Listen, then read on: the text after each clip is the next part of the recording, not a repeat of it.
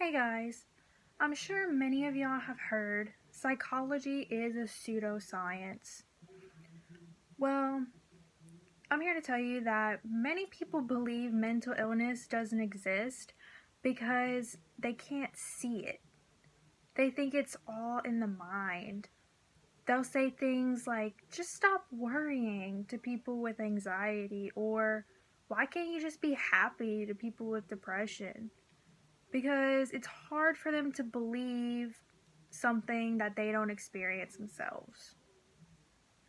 Well, I'm going to share with you guys some experiences of from myself because I battle with mental illness, and I'm going to explain why this is a problem for the community, because not only for the people who experience mental illness, but also for just society in general.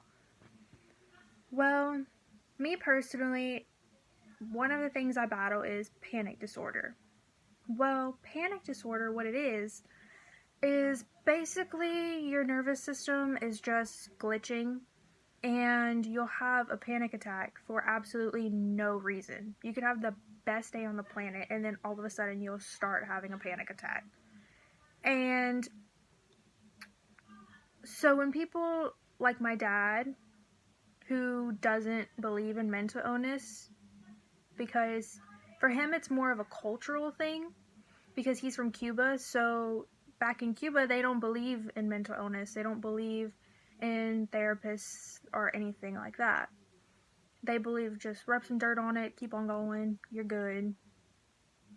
Well, like I was saying, with my dad, whenever I would start having a panic attack for no reason, he'll just be like, well, what are you worrying about? Just stop worrying about it. Or what did you do whenever it happened? Like, don't do that again. And I'm like, I didn't do anything. I'm not worrying about anything.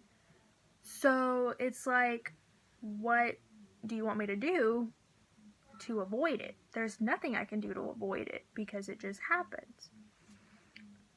Or another thing I suffer with is fibromyalgia. Fibromyalgia is another disorder that many people believe doesn't actually exist.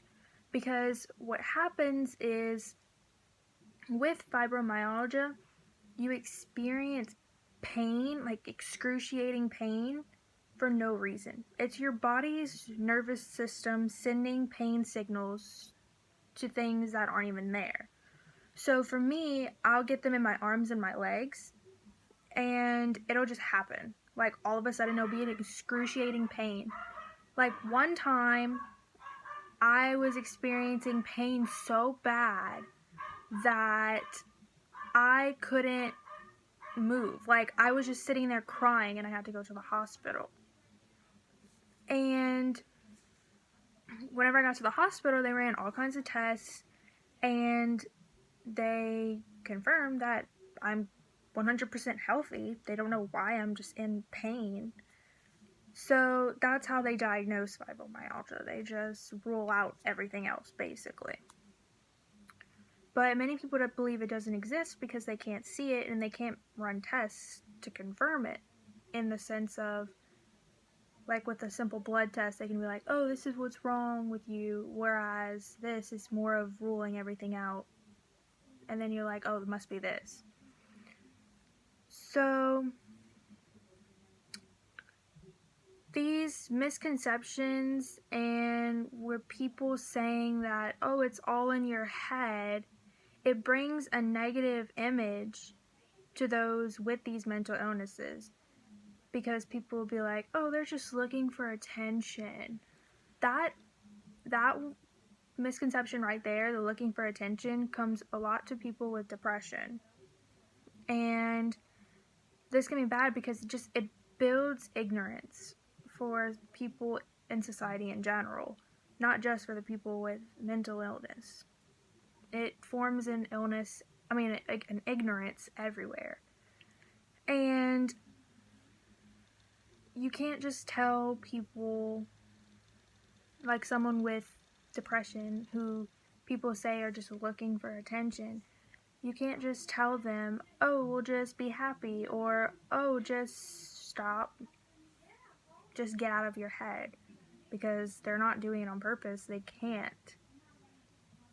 And so my solution to all of this is to keep spreading awareness that mental illness is a thing, and just try to have compassion and be sympathetic to people, because you don't know what people go through. Just try to have an open mind and spread love to everyone, because in the end, you truly can't walk in someone else's shoes. So you just have to go on and be nice. Thank you.